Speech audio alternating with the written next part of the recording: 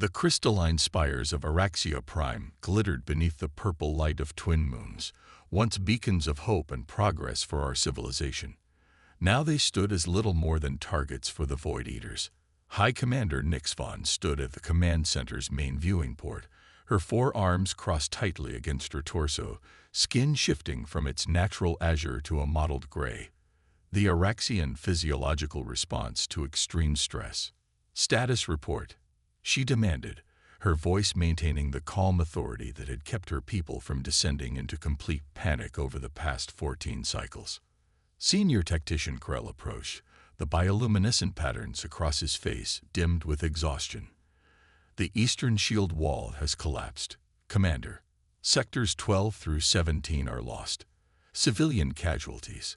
He hesitated, estimated at 3 million and climbing. Nix Von closed her inner eyelids briefly. 3 million more souls lost to the insatiable hunger of the Void Eaters. Around them, the command center pulsed with frantic activity as the remaining military officers coordinated what little defense remained. "And our evacuation ships?" she asked, already anticipating the answer.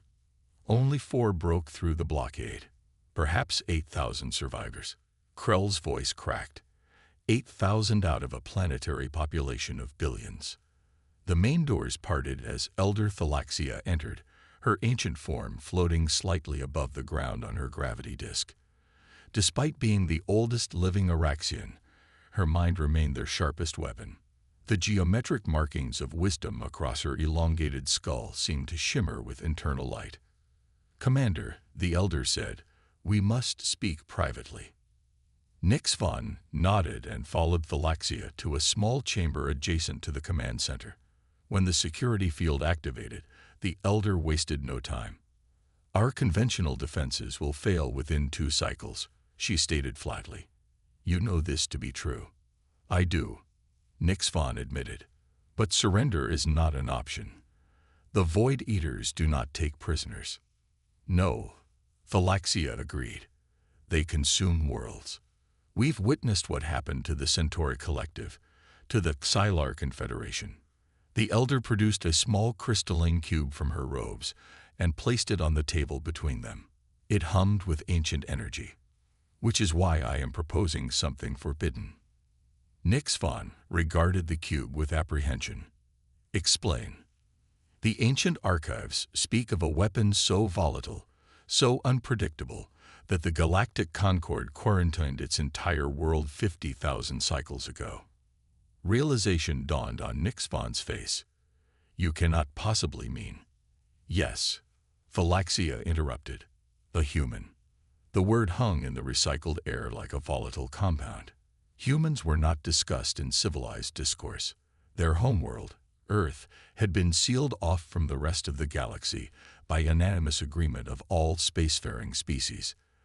"That's impossible," Nix Von protested. "The dimensional barriers around Sol system cannot be breached." "They can," Thalaxia corrected, "with the right technology and the right sacrifice." She activated the crystal cube, and holographic schematics materialized in the space between them. "Our ancestors feared humans' unpredictability, their violence, but they also respected their potential. They left us a way to call upon them if our need became dire enough." "What you're suggesting violates every treaty we've signed," Nix Von said, though without conviction. What did treaties matter when extinction loomed over them? "The ancient texts also tell us something else," Thalaxia continued. "The Void Eaters fear only one thing in the entire cosmos." She paused meaningfully. "They fear humans." An explosion shook the building, causing the lights to flicker. Alarms blared from the command center. "We're out of time," Thalaxia said. "We need to decide." Nix Von studied the schematics, her analytical mind racing. The risk was enormous. Humans were unpredictable, driven by emotions rather than logic. They could be as destructive as the Void Eaters themselves. But they were also, according to legend, fierce protectors when they chose to be. "How would it work?" she finally asked. "The ritual requires 3 components," Thalaxia explained. "The summoning device, which I've preserved in the ancestral vault, a genetic beacon, which will target a specific human with compatible markers, and a power source strong enough to puncture the dimensional barrier. The central reactor. No, Thalaxia interrupted. It must be bioenergetic. Life force. Nix Von's skin paled further. A sacrifice. Not death, Thalaxia clarified, but pain. Voluntary suffering. The ritual requires 3 Araxians to channel their agony into energy. Another explosion, closer this time. The floor trembled beneath their feet. How long will the process take? Nix Von asked. 3 hours to prepare. Minutes to execute. Nix Von made her decision. Do it. I authorize whatever you need. She paused. And I volunteer as one of the 3. Thalaxia nodded, unsurprised. I expected nothing less. 2 hours later, deep beneath the central citadel, Tactician Krell helped Elder Thalaxia prepare the ancient chamber for the ritual. The room was circular, with strange symbols etched into stone walls that predated their civilization by millennia. In the center stood a platform with 3 prostration positions arranged in a triangle. Krell placed the summoning device, a crystalline object shaped like a double helix, in the center of the triangle. Will this actually work? He asked quietly. If the old stories are true, Thalaxia replied, the human will appear within the circle. She indicated a larger ring surrounding the triangle. And then we hope. Hope that the human helps us, or hope that we can control it. Thalaxia gave Krell a sharp look. We will not control a human. We can only ask for help. Nix Von entered the chamber accompanied by Science Director Vex, a brilliant theoretician who would serve as the 3rd participant in the ritual. Both had changed into simple white ceremonial robes. Status above. Thalaxia asked. The inner shields are failing, Nix Von reported. We have perhaps 1 cycle before they breach the citadel. Then we begin now, Thalaxia said. She turned to Krell. You've studied the ancient language. You will guide us. Krell nodded nervously. This responsibility should have fallen to someone older, wiser, but he was the only one who had mastered the esoteric language of the ritual. The 3 participants, Nix Von, Thalaxia, and Vex, took their positions on the prostration stones. Krell activated the genetic beacon, which hummed with purple energy as it scanned billions of humans across time and space, searching for one with the right markers. It's found someone, Krell reported, reading the strange symbols that appeared in the air. A warrior. A protector. Begin the ritual, Thalaxia instructed. Krell started chanting in the ancient tongue, words that felt alien even to his vocal apparatus. The 3 participants joined in, their voices rising and falling in eerie harmony. The summoning device began to glow. Then came the pain. All 3 gasped as energy began draining from their bodies. It wasn't fatal, as Thalaxia had promised, but it was agonizing, like having one's essence slowly extracted. Their suffering converted into pure energy that fed the summoning device. The air in the center of the room began to distort. A sphere of light formed, growing larger, brighter. The chamber filled with the smell of ozone and something else, something alien. Krell continued the chant, though his voice shook with fear and wonder. The sphere of light pulsed, expanded, then collapsed with a thunderous crack. Where nothing had been moments before, a figure now knelt on one knee. A human female, tall and muscular by their standards. She wore strange clothing, some kind of fitted black garment covered with pockets and reinforced panels. Her skin was dark brown, her head crowned with tightly coiled black hair cut close to the scalp. In one hand, she held a strange metal object that Krell recognized from ancient texts as a weapon. The human raised her head, revealing eyes that narrowed with confusion and alarm. Her gaze swept the room, taking in the alien faces, the strange technology. Her grip tightened on her weapon. In that moment, Krell understood why the Void Eaters feared humans. There was something primal in those eyes, something dangerous. The human spoke, her deep voice echoing in the chamber. Though none of them had heard the language before, the summoning ritual provided translation. Where the hell am I, and who are you people? Nix-Von, exhausted from the ritual, but still maintaining her dignity, rose slowly to her feet. I am High Commander Nix-Von of Araxia Prime. We have summoned you because our world faces extinction.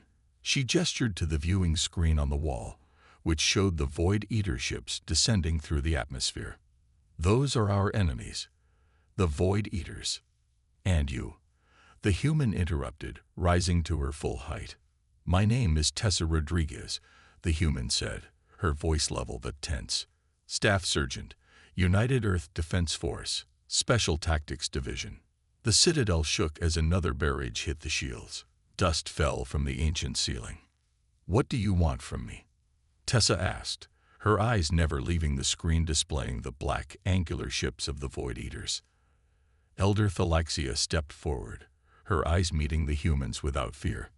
The legends say your kind once fought the Void Eaters, that they fear you above all others in the galaxy. Tessa studied the screen again, examining the black ships with their distinctive geometric designs. Something flickered across her face. Recognition. Memory. I've never seen those ships before in my life, she said. But I know a bad situation when I see one. She checked her weapon with practiced ease. So tell me everything, and make it quick. Hope, fragile but real, blossomed in Krell's chest for the first time in days. Perhaps, just perhaps, they might survive after all.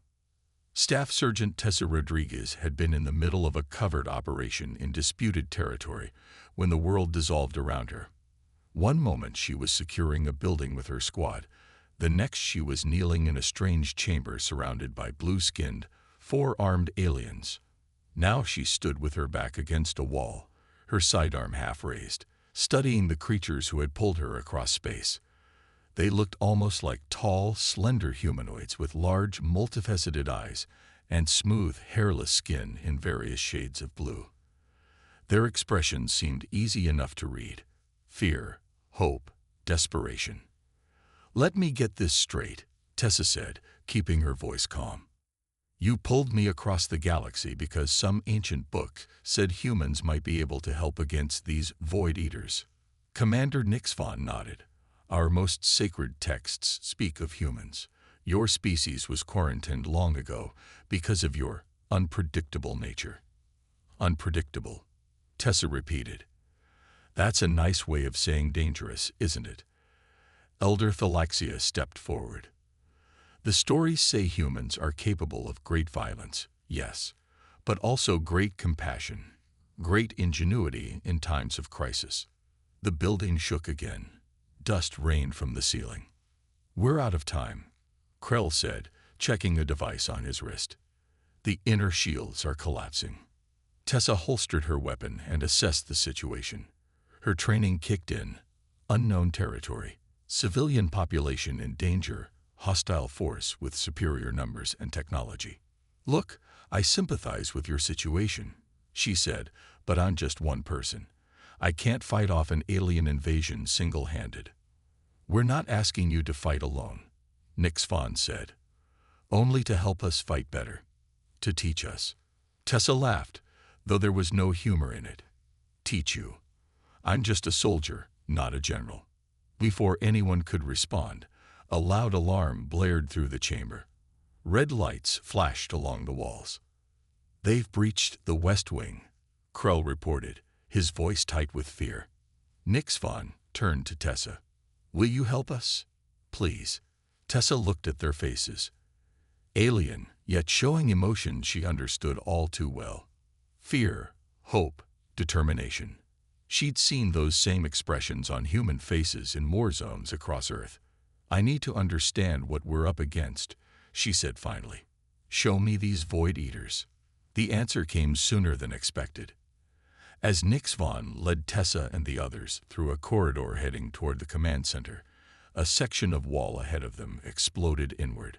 Through the smoke and debris came three figures that made Tessa stop in her tracks. The Void Eaters stood nearly 8 feet tall, their bodies covered in what looked like black armor, but moved like liquid. Where faces should be, they had only smooth, featureless helmets with a single glowing red line across the front. They moved with unnatural grace, seemed to flow rather than walk. "Back!" Tessa shouted, pushing Krell behind her. She drew her sidearm and fired 3 rapid shots. The bullet struck the lead eater in the chest. It staggered momentarily, then continued forward. "Conventional weapons barely slow them," Nix Von explained, drawing a sleek device that Tessa assumed was some kind of energy weapon. The Araxian soldiers with them opened fire with similar weapons. Beams of purple energy struck the eaters, creating momentary ripples in their liquid-like armor, but doing little damage. Tessa assessed the situation with the quick clarity that had kept her alive through 5 major conflicts. The corridor was narrow, an advantage against superior numbers. The eaters moved confidently, suggesting they were used to facing enemies who fled rather than fought. "Give me one of those," Tessa demanded, pointing to Nix Von's weapon. Nix Von hesitated only a second before handing it over. "Press here to fire. The intensity increases the longer you hold." Tessa nodded. "Fall back to that junction we passed. Create a crossfire when I give the signal." The Araxians looked uncertain but followed her orders. Tessa remained in place, studying the approaching eaters. Their movements reminded her of predators, confident, measured, without fear. When the eaters were 20 feet away, Tessa fired a short burst from the energy weapon at the ceiling above them. The beam carved through the material, sending a shower of debris down on the eaters. They paused, looking up. "A mistake." "Now," Tessa shouted. From both sides of the junction behind her, the Araxians opened fire. Caught in a crossfire, and with their attention divided, the eaters suddenly seemed less confident. One went down, its armor rippling violently before going still. Tessa fired again, not at the eaters but at the floor beneath them. The energy beam cut through the material, creating a hole. One eater fell through before the others could react. "Keep firing," Tessa ordered, diving forward into a roll that brought her closer to the remaining eater. The alien was fast, turning to face this new threat. But Tessa was already inside its reach. She slammed the butt of the energy weapon into the red line on its helmet. The eater reeled back, and Tessa fired point-blank into the same spot. The eater collapsed, its armor turning from glossy black to dull gray. Silence fell in the corridor. Tessa turned to see the Araxians staring at her, with expressions ranging from shock to awe. "How?" Krell began. "How did you know to target the sensor line?" Tessa shrugged. "Educated guess. It was the only distinctive feature." She examined the fallen eater with professional curiosity. "These things aren't invincible. They're just used to enemies who panic." Nix Von stepped forward, looking at Tessa with new respect. "In 14 cycles of fighting, we've never taken down 3 eaters with no casualties." "Well, don't celebrate yet," Tessa said. "There are probably more coming." She gestured at the fallen eater. "Tell me everything you know about these things while we move." Cornered with nowhere to turn, we summoned the one creature they fear, a human. Part 2. In the command center, Tessa studied the tactical displays showing the Void Eaters' positions throughout the Citadel. What she saw wasn't promising. The aliens had penetrated multiple levels and were methodically working their way toward the central power core. If they reach the core, Science Director Vex explained, they can trigger a cascade failure that will destroy this entire continent. Vex was older than the other Araxians, with midnight blue skin and hands that showed the markings of someone who worked with precision instruments. Tessa nodded, taking in the information. "They're not just killing. They're harvesting resources." "Yes," Elder Thalaxia confirmed. "The Void Eaters strip planets of all valuable elements. They leave nothing but barren rock." Tessa had seen enough war to recognize patterns. "Show me your victories, not your losses. Has any defense worked against them, even temporarily?" Nix Von and Vex exchanged glances. "We managed to trap a small group in the Eastern Research Wing by overloading a power conduit," Vex said. The electromagnetic pulse disrupted their cohesion temporarily. "Good," Tessa said. "What else?" "Nothing," Nix Von admitted, "until today when you defeated those three." Tessa paced the room, thinking. These aliens had the Araxians completely outmatched in conventional warfare, but unconventional tactics might work. "I'll help you," she said finally, "on one condition." "Name it," Nix Von replied instantly. "When this is over, you send me home." A strange silence fell over the room. The Araxians looked at each other uncomfortably. "What?" Tessa demanded. Elder Thalaxia stepped forward, her ancient face solemn. "According to our temporal scans, on your Earth, you disappeared 2 years ago. Presumed killed in action." Tessa felt cold. "That's impossible. I was just with my squad." "The summoning ritual can reach across time as well as space," Thalaxia explained gently. "We didn't know this would happen." "So send me back to before I disappeared," Tessa insisted. Thalaxia shook her head sadly. "The ritual cannot be precisely controlled that way." Tessa stared at her, looking for any sign of deception. Finding none, she turned away, her hands clenched into fists. "So I have nothing to go back to," she said quietly. "No home, no squad." "You have us," Krell said unexpectedly. "If you help us survive." Tessa turned back to face them, her expression hardening into resolve. "Then we better make sure you do survive. Show me your weapons, your defenses, everything you've got. We're going to teach these Void Eaters what happens when they corner a human." In the distance, the sound of more explosions echoed through the citadel. The Eaters were coming. But for the first time since the invasion began, the Araxians felt something new taking root alongside their fear. "No, no, no. You're still thinking like prey," Tessa said, her voice echoing through the training chamber. 20 Araxian soldiers stood before her, their expressions a mixture of confusion and frustration. They had been practicing for hours, and progress was slow. "We're not warriors by nature," Commander Nix Von explained, wiping sweat from her blue brow. "Our species evolved as builders and thinkers." Tessa nodded.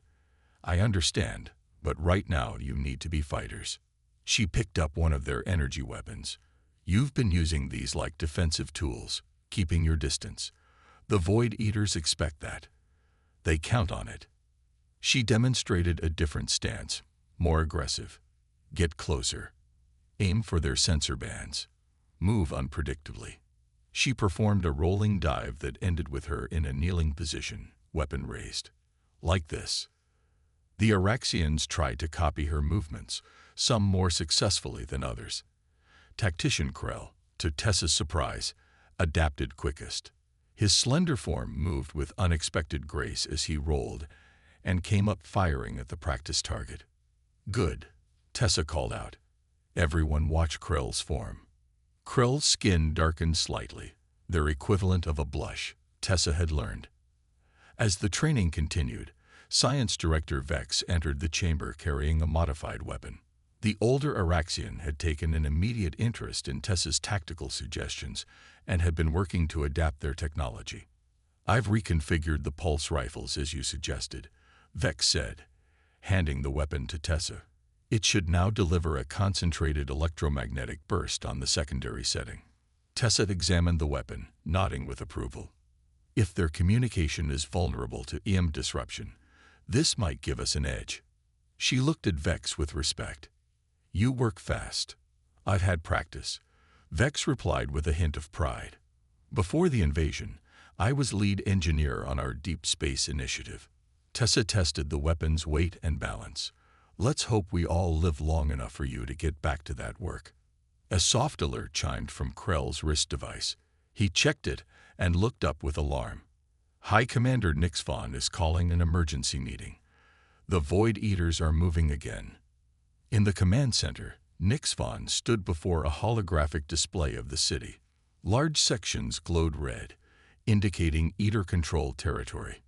But for the first time, there were also blue sections pushing back against the red.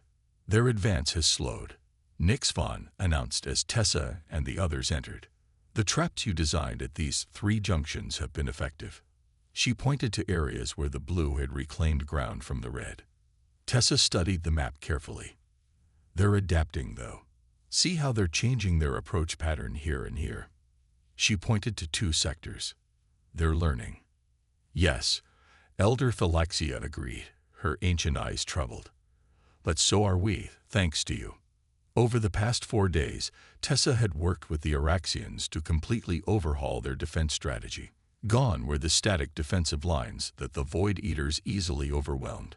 In their place, Tessa had implemented guerrilla tactics, hit-and-run attacks, traps, and ambushes. What about the deep scan results?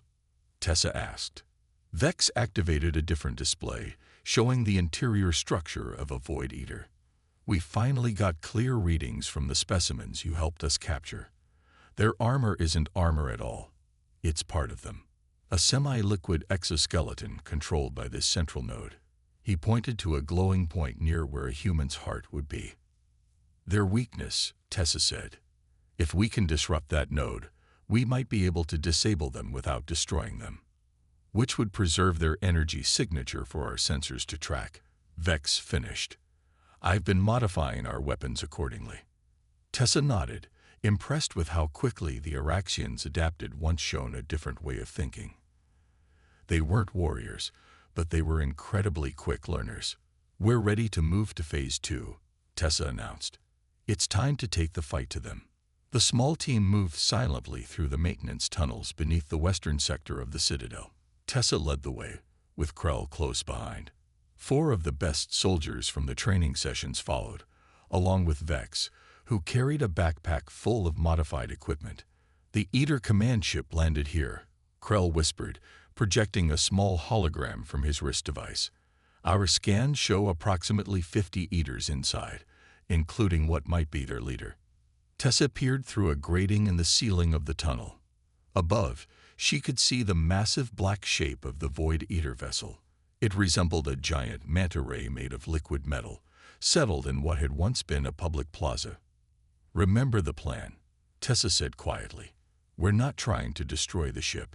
We want to plant Vex's device on their central communication array. If it works, it will work, Vex interrupted with quiet confidence.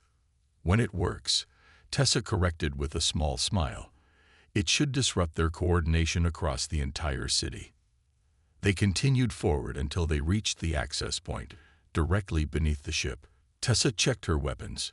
The modified pulse rifle and a smaller sidearm Vex had created specifically for targeting the Eater's central nodes. Ready? She asked, looking at each team member. They nodded, their faces showing determination despite their fear. Tessa felt a surge of pride. These weren't soldiers. Just a week ago, they had been scientists, engineers, and administrators. Now, they were warriors. Let's go.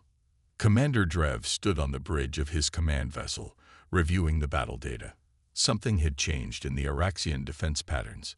They were no longer predictable, no longer easy prey. They were fighting differently. Analysis complete, reported the Eater beside him. Like all Void Eaters, it communicated through a combination of subsonic vibrations and neural links.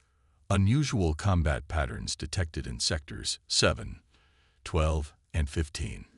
Tactics do not match known Araxian strategies. Drev moved to the central view screen, his liquid armor rippling with agitation. Show me. The screen displayed footage of recent encounters. Drev watched as Araxian fighters used cover, flanking maneuvers, and coordinated attacks to overwhelm his Eaters. This was wrong. The Araxians were builders, thinkers, not fighters. They lacked the instinct for combat. These are not Araxian tactics, Drev concluded. Someone else is directing them. An alarm suddenly blared through the ship. Intruder alert, announced the ship system. Lower hull breach detected. Drev felt something unfamiliar, a sensation that made his armor ripple involuntarily. Was it fear? Secure the communication array, he ordered. Deploy all available units. The inside of the Eater ship was like nothing Tessa had ever seen. The walls seemed alive, pulsing with dark energy. The corridors twisted in ways that defied normal architecture, as if the ship itself was a living organism. "This way," Vex whispered, following readings on his device. "The communication array should be through that chamber." They had encountered only minimal resistance so far. 2 Eater guards that they had managed to disable with the modified weapons. The electromagnetic pulses had disrupted the creature's central nodes, causing their liquid armor to harden and crack. As they approached the central chamber, however, Tessa felt a familiar prickling at the back of her neck, the feeling that had saved her life many times in combat. "Wait," she said, holding up her hand. "It's too easy." The words had barely left her mouth when the walls around them seemed to come alive. What they had thought were just strange architectural features suddenly shifted and moved, revealing hidden eaters. "Ambush," Tessa shouted, firing her weapon. "Fall back to position 2. The team responded instantly, forming a defensive circle and retreating toward their secondary route. The eaters closed in, their liquid armor rippling with what almost looked like excitement. Tessa fired continuously, targeting the sensor bands on the eaters' helmets. Beside her, Krell moved with surprising agility, his shots precise and effective. 2 eaters fell, their armor hardening into brittle shells. "Vex," Tessa called out. "The device." The engineer was already working, his fingers flying over the small device he had brought. "I need 30 seconds to calibrate it for remote detonation." "You've got 15, Tessa replied, taking down another eater. The battle intensified as more eaters poured into the corridor. Tessa realized they wouldn't make it back to their exit point. They were too heavily outnumbered. "Change of plans," she shouted. "Vex, is that thing ready?" "Almost," he replied, making a final adjustment. "Now, everyone, masks," Tessa ordered, pulling a protective breathing apparatus over her face. The Araxians did the same. Tessa grabbed the device from Vex and hurled it toward the ceiling of the corridor. The device attached itself to the surface and began to pulse with energy. "Move," Tessa yelled, shoving her team down an adjacent passage. They ran as the device began to emit a high-pitched whine. Behind them, the eaters hesitated, confused by this new tactic. Their hesitation cost them dearly. The device detonated, not with an explosion, but with a massive electromagnetic pulse that rippled through the ship. The lights flickered and died. The walls themselves seemed to convulse.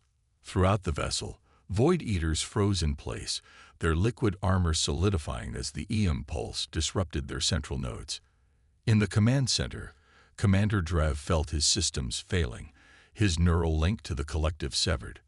For the first time in his existence, he felt something new. Fear. Back in the Araxian command center, Nix Von watched in amazement as the red sections on the tactical map began to flicker and fade. "It's working," she whispered. "The Void Eaters are losing cohesion across the entire city." Elder Thalaxia nodded, her ancient eyes gleaming. "Our warriors are reporting that the Eaters are no longer coordinating their attacks. They're confused, disorganized." "Give the order," Nix Von commanded. "All units advance. Reclaim our city." Tessa and her team fought their way to the bridge of the Eater vessel. The EM pulse had weakened the Eaters but not completely disabled them. The closer they got to the command center, the more resistance they faced. "This has to be it," Tessa said as they approached a massive door pulsing with dark energy. "Vex, can you get us in?" The scientist examined the door's edge. "Their technology is organic, responding to specific energy signatures. But if I can modify our weapons to..." The door suddenly slid open on its own. Inside, Commander Drev waited. Unlike the other Eaters, his armor was silver rather than black, and the red sensor line across his helmet was wider, brighter. "I know what you are," Drev said, his voice a strange vibration that the translation matrix rendered into words. "Human." Tessa raised her weapon. "And I know what you are. A bully who's about to be sent packing." Drev's armor rippled. "You do not understand. We do not consume for pleasure. We consume for survival. You've destroyed dozens of worlds, Krell said, his voice shaking with anger. Billions of lives. Our homeworld is dying. Drev replied. We take what we need to sustain our species. There are other ways, Tessa said. Ways that don't involve genocide. Your species would do the same, human, if faced with extinction. Tessa shook her head. That's where you're wrong. Humans have faced extinction-level events before. We've always found another way, one that doesn't require sacrificing others. She took a step forward. Here's what's going to happen. You're going to recall your forces, leave this system, and never return. Because if you don't, we'll broadcast the frequency of that EM pulse to every planet in the sector. No more easy hunting for you. Drev's armor rippled violently. You would destroy us all. No, Tessa said firmly. I'm giving you a choice. Adapt or die. That's the real lesson of humanity. We survive not by being the strongest, but by being the most adaptable. For a long moment, Drev was silent. Then, slowly, his armor shifted, receding from his head to reveal a face that was almost featureless. Just two glowing red eyes and a mouth like slit. Perhaps there is wisdom in adaptation. He turned to a console and sent a command. Throughout the city, the remaining Void Eaters began to retreat, flowing back toward their ships. This is not over, human, Drev said. But it is paused. We will consider alternatives. That's all I ask, Tessa replied. 3 days later, Tessa stood with Nix Von at the observation deck, watching as the last of the Void Eater ships departed Araxian space. Will they return? Nix Von asked. Maybe, Tessa admitted, but you'll be ready if they do. She handed Nix Von a data crystal. Everything I know about combat tactics, weapons modifications, strategic thinking. It's all here. You've given us more than knowledge, Nix Von said. You've given us courage. Tessa smiled. You always had courage.